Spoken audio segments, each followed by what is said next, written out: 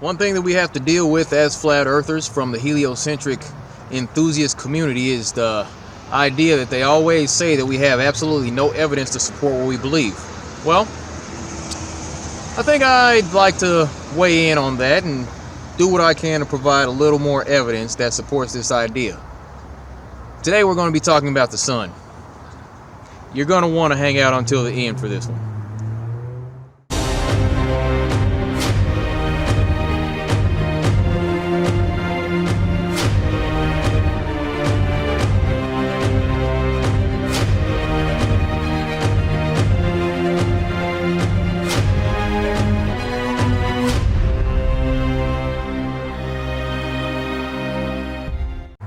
Now, what we're told according to the heliocentric model is that the sun is 93 million miles away. We're going to start off by talking about the distance. We'll talk about the size in a little bit.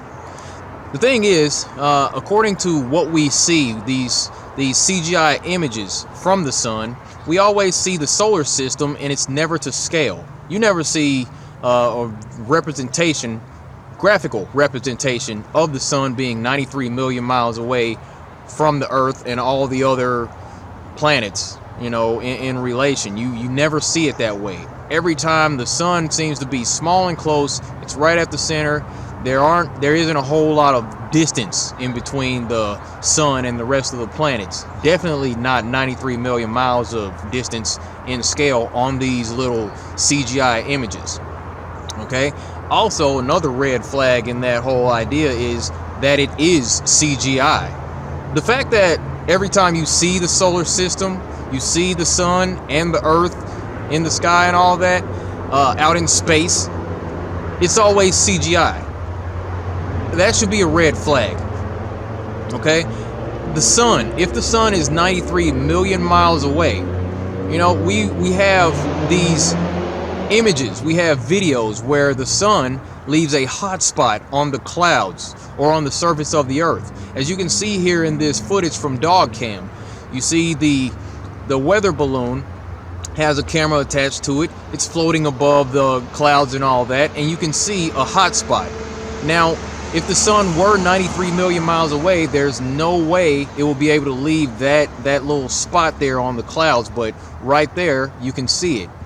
Or from this video that I took personally from an airplane, on a flight from Little Rock to Houston, you could see the sun seemingly right above the surface of the earth, and you could see this spot where it appeared that the light was that much more intense in that area than anywhere else on the surface of the earth. Now, if the sun were actually at a distance of 93 million miles away, all the rays from the sun would hit the earth parallel. But the fact of the matter is, there's pictures, and you've seen these things more than likely, or you're seeing one right here, of the sun seemingly sitting right above the clouds where the rays kind of splay out into these different directions, showing where if you trace the rays back to this singular source, these are called crepuscular rays. If you trace these rays back to the source from each side, you'll see it goes straight to the sun, and you can pretty much triangulate the location of the sun using those sun rays. The only thing is, we've been brainwashed for so long to believe that the sun's so far away that when we see these rays, we'll say, that's just a coincidence. It's some sort of optical illusion, or the sun's actually at that distance, but it's refraction. Light works differently out there with the sun, when in actuality that's not the case. As far as the temperature differences concerning the sun, we're told we're in this Goldilocks zone. We're in this perfect space where we're not so close to the sun that we would actually burn, and we're not so far away from the sun that we would all freeze to death. This wouldn't be like an ice planet. So my question here, because I'm a simple guy, this is a simple question. The sun's 93 million miles away. If we were any closer to the sun, we'd be on fire, right? So you'd like to think that everything within 92 million miles away would be ablaze, wouldn't you? Because that's what we're told, right? We're in the Goldilocks zone. If we were closer, we would be on fire, right? That's what the trusted scientific community tells us, right? I want you to think about that stuff, Also, concerning the sun at that distance, realize this, try to acknowledge this fact that every time you see the sun out in space, you always see this big orange ball, and you see these solar flares, just kind of jumping off the surface, and it's all looks like hot lava. It's orange, this molten ball out in the middle of space, and behind this big orange ball, you always see this black background. The background is always jet black. But when you go outside and you look up and you see the sun looks like more of a yellow spotlight, small, local. And what do you see with your own eyes behind the sun? You always see blue. When you go outside and you look up at the sun, you see a blue background. So why is it that here on Earth, you look up and you see the sun, and the sun always has a blue background, but when you see these official images from the trusted scientific community and the good folks over at NASA who are raking in that $52 million a day, you see the sun and it's always a black background. Why does that happen? Why does it look that way? Ask these questions to yourself. The size comparison of the Earth goes as follows. They tell us that the Earth is 400 times smaller than the sun. Vice versa, the sun is 400 times larger than the Earth, is what they tell us. By comparison, looks a little something like this. Now, there's also video representation where there's one pilot. He shows that he's flying at 35,000 feet. And what he does, he takes his camera, shows the controls, shows his altitude, and out of the window on the right side, he shows the moon off in the distance, and it's nice and dark. And what he does, he pans his camera around to the left over a seemingly flat surface, because you can't see any curvature at that 35,000 feet. And then he shows the sun. And the sun in this video looks small, looks local. It looks like it's sitting right above the clouds. But there's also another video from a pilot where he shows the controls at 38,000 feet. What does he do? He gives a big thumbs up, smiles at the camera, and it cuts to another clip from that same cockpit, and the camera shows the clouds out of the right side of the window, I believe it was. And over these clouds, inside these clouds, you see this large orange bright object. Now, they're at 38,000 feet. You can see that it would appear that the sun is not up in the sky, but perhaps that, from this evidence, it looks like the sun is in the clouds when he's flying that airplane in that particular video.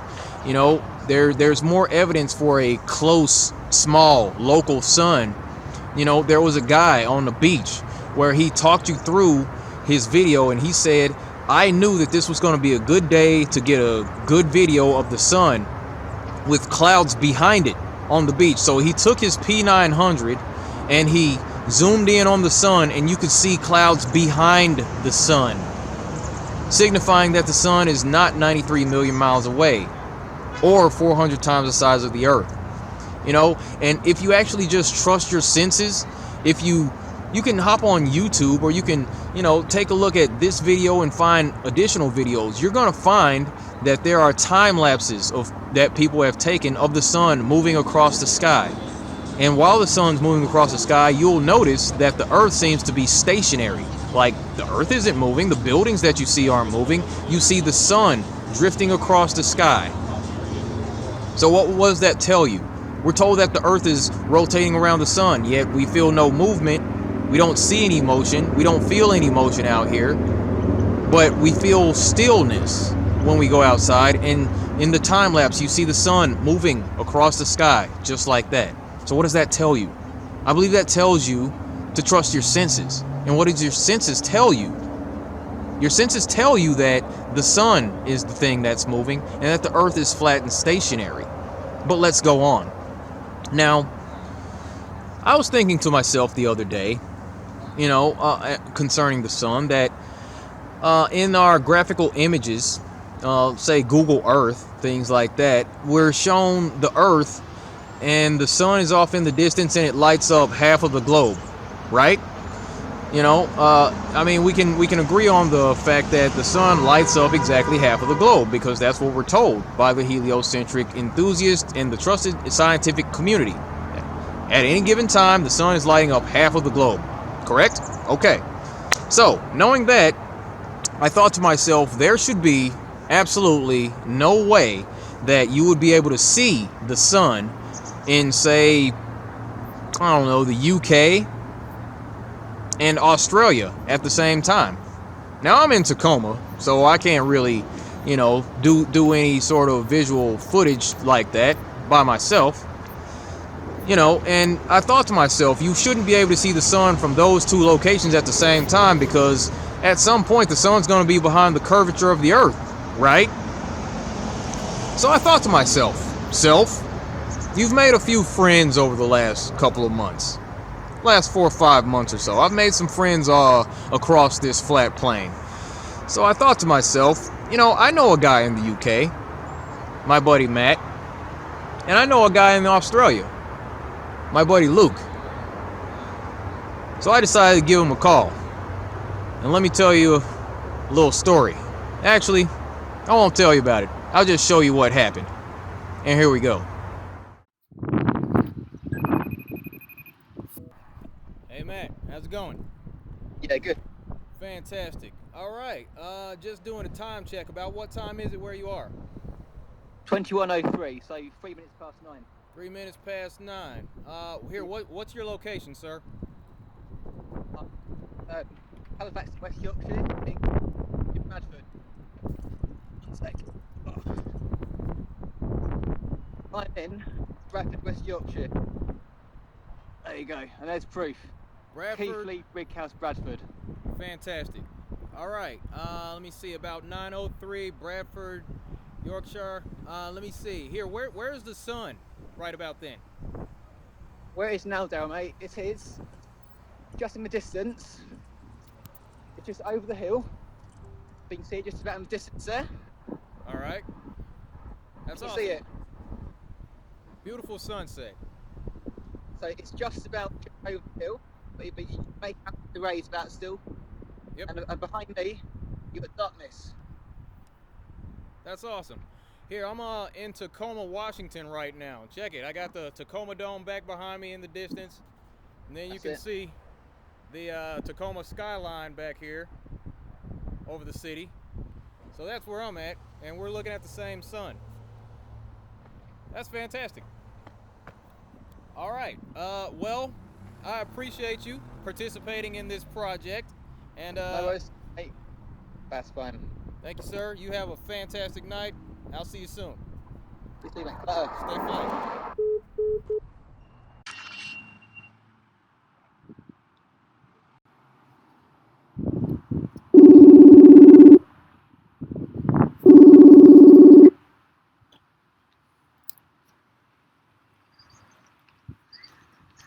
My man Luke, how's it going? Yep. Fantastic, sir. Here, about what time is it? It's 6:06 a.m. 6:06 a.m. And what's your location, sir? I am in a small town called Biloela in central Queensland, Australia. I'm standing outside the Callide Valley Lions Park, the corner of the Dawson Highway and Cooper Street. Awesome. That's fantastic. All right, so that's the time, location, and you can see the sun out there. It's about sunrise. I'm in a bit of a valley, but the sun's just coming up over to from memory, I think it's about northeast, about 60 degrees. That's just off the top of my head, but all good. All right. Sounds good. I am currently in Tacoma, Washington. Got the sun right above my head right here, as you can see. I got the Tacoma skyline in my background over here, as you can see also, and the world famous Tacoma Dome in the distance. So that's my location.